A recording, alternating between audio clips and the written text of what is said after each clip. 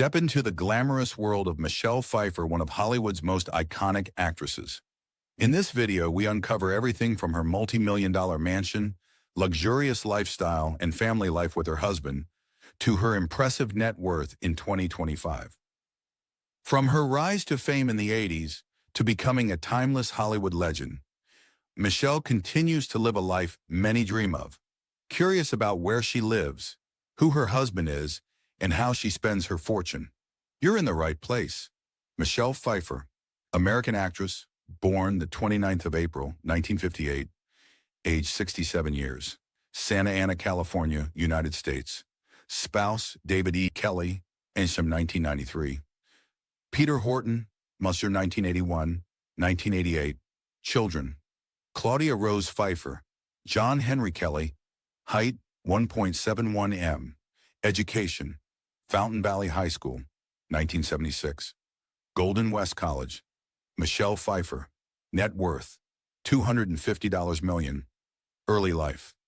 Michelle Marie Pfeiffer was born on April 29, 1958, in Santa Ana, California, the second of four children of Donna Jean, née Taverna, a housewife, and Richard Pfeiffer, an air conditioning contractor. She has an older brother, Rick, and two younger sisters, Debbie and Lori. Her parents were both originally from North Dakota. Her paternal grandfather was of German ancestry, and her paternal grandmother was of English, Welsh, French, Irish, and Dutch descent, while her maternal grandfather was of Swiss, German, Italian descent, and her maternal grandmother of Swedish ancestry. The family moved to Midway City, another Orange County community around 7 miles, 11 kilometers away, where Pfeiffer spent her early years. Pfeiffer attended Fountain Valley High School, graduating in 1976. She worked as a checkout girl at Vaughn's Supermarket and attended Golden West College, where she was a member of Alpha Delta Pi sorority. After a short stint training to be a court stenographer, she pursued an acting career. Pfeiffer won the Miss Orange County Beauty Pageant in 1978 and finished 6th in the Miss California contest the same year. After her appearances in these pageants, Pfeiffer acquired an agent and began to audition for television and film roles. Career, late 1970s and 1980s. Pfeiffer made her acting debut in 1978 in a one-episode appearance of Fantasy Island. Other roles on television series followed, including Delta House, Chips, Enos, and Bad Cats, as well as in the made-for-CBS film The Solitary Man, 1979. Pfeiffer transitioned to film with the comedy The Hollywood Knights, 1980, with Tony Danza appearing as high school sweethearts. She subsequently played supporting roles in Falling in Love Again, 1980, with Susanna York and Charlie Chan, and The Curse of the Dragon Queen, 1981, none of which met with much critical or box office success. She appeared in a television commercial for Lux Soap and took acting lessons at the Beverly Hills Playhouse, before appearing in 3 1981 television movies, Callie and Son, with Lindsay Wagner, The Children Nobody Wanted, and Splendor in the Grass. Pfeiffer obtained her first starring film role as the female lead in Grease 2, 1982, the sequel to the smash hit musical film Grease, 1978. With only a few television roles and small film appearances, the 23-year-old Pfeiffer was an unknown actress when she attended the casting call audition for the role. But according to director Patricia Birch, she won the part because she has a quirky quality you don't expect. The film was a critical and commercial failure, but Pfeiffer's performance was noted as a standout. The New York Times remarked, "Although she is a relative screen newcomer, Miss Pfeiffer manages to look much more insouciant and comfortable than anyone else in the cast." Despite escaping the critical mauling, her agent later admitted that her association with the film meant that she couldn't get any jobs. Nobody wanted to hire her. On her early screen roles, she asserted, "I needed to learn how to act in the meantime. I was playing bimbos and cashing in on my looks." Director Brian De Palma, having seen Grease 2, refused to audition Pfeiffer for Scarface, 1983, but relented at the insistence of Martin Bregman, the film's producer. She was cast as cocaine-addicted trophy wife Elvira Hancock. The film was considered excessively violent by most critics, but became a commercial hit and gained a large cult following in subsequent years. Pfeiffer received positive reviews for her supporting turn. Richard Corliss of Time magazine wrote, "Most of the large cast is fine. Michelle Pfeiffer is better," while Dominic Dunn, in an article for Vanity Fair titled Blonde Ambition, wrote, He is on the verge of stardom. In the parlance of the industry, she is hot. Following Scarface, she played Diana in John Landis's comedy Into the Night, 1985, with Jeff Goldblum, Isabeau d'Anjou in Richard Donner's fantasy film Lady Hawk, 1985, with Rutger Hauer and Matthew Broderick, Faith Healy in Alan Alda's Sweet Liberty, 1986, with Michael Caine and Brenda Landers in a segment of the 1950s sci-fi parody Amazon Women on the Moon, 1987, all of which, despite achieving only modest commercial success, helped to establish her as an actress. She finally scored a major box office hit as Sookie Ridgemont in the 1987 adaptation of John Updike's novel The Witches of Eastwick, with Jack Nicholson, Cher, and Susan Sarandon.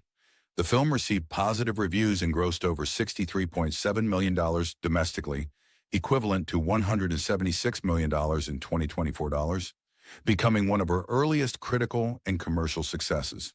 Praising their comedic timing, Roger Ebert wrote that Pfeiffer and her female co-stars each have a delicious good time with their roles, while the Los Angeles Times film critic Sheila Benson said Pfeiffer makes her character a warm, irresistible character. Pfeiffer was cast against type as a murdered gangster's widow in Jonathan Demme's mafia comedy Married to the Mob, 1988, with Matthew Modine, Dean Stockwell, and Mercedes Ruehl. For the role of Angela DeMarco, she donned a curly brunette wig in a Brooklyn accent and received her first Golden Globe Award nomination as Best Actress in a Motion Picture Musical or Comedy, beginning a 6-year streak of consecutive Best Actress nominations at the Golden Globes. Pfeiffer then appeared as chic restaurant's Joan Bellinari in Tequila Sunrise, 1988, with Mel Gibson and Kurt Russell, but experienced creative and personal differences with director Robert Towne, who later described her as the most difficult actress he has ever worked with. At Demme's personal recommendation, Pfeiffer joined the cast of Stephen Frears' Dangerous Liaisons, 1988, with Glenn Close and John Malkovich, playing Madame Marie de Tourvel, the virtuous victim of seduction. Hal Hinson of the Washington Post saw Pfeiffer's role as the least obvious and the most difficult. Nothing is harder to play than virtue, and Pfeiffer is smart enough not to try. Instead, she embodies it. Her porcelain skin beauty in this regard is a great asset, and the way it's used makes it seem an aspect of her spirituality. She won the BAFTA Award for Best Actress in a Supporting Role and received a nomination for the Academy Award for Best Supporting Actress. Pfeiffer then accepted the role of Susie Diamond, a hard-edged former call girl turned lounge singer, in The Fabulous Baker Boys, 1989, which also starred Jeff Bridges and Beau Bridges as the eponymous Baker Boys. She underwent intense voice training for the role for 4 months and performed all of her character's vocals. The film was a modest success, grossing $18.4 million in the US and Canada, equivalent to $47 million in 2024 dollars. Her portrayal of Susie, however, drew unanimous acclaim from critics.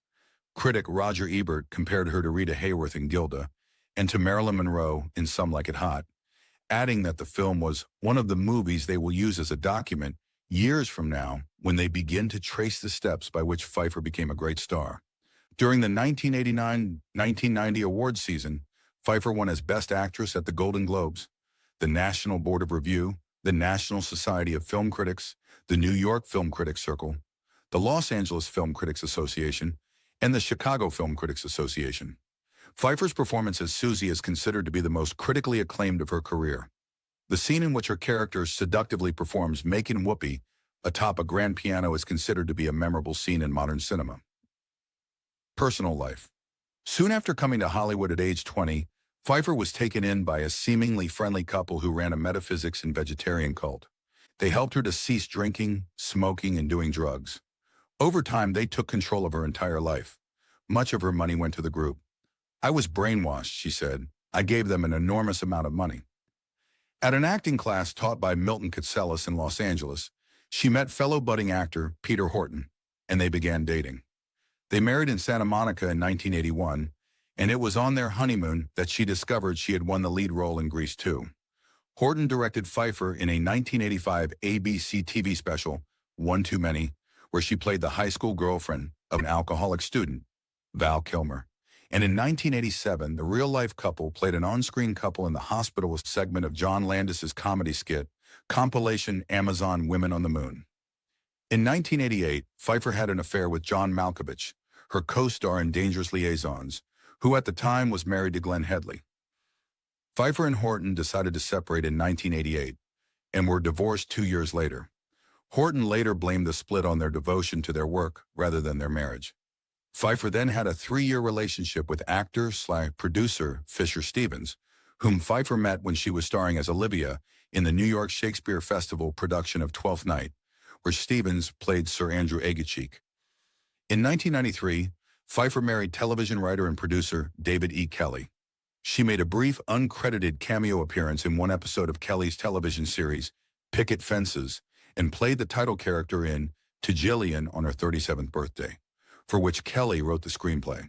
She had entered into private adoption proceedings before she met Kelley, and in March 1993, adopted a newborn daughter, Claudia Rose, who was christened on Pfeiffer's and Kelley's wedding day. In 1994, Pfeiffer gave birth to a son, John Henry Kelley II, named for his grandfather and Pfeiffer's father-in-law, United States Hockey Hall of Fame coach John Henry Jack Kelley. Pfeiffer experimented with a plant-based diet for a few years, but later added meat to her diet and advocated a paleo-ish diet.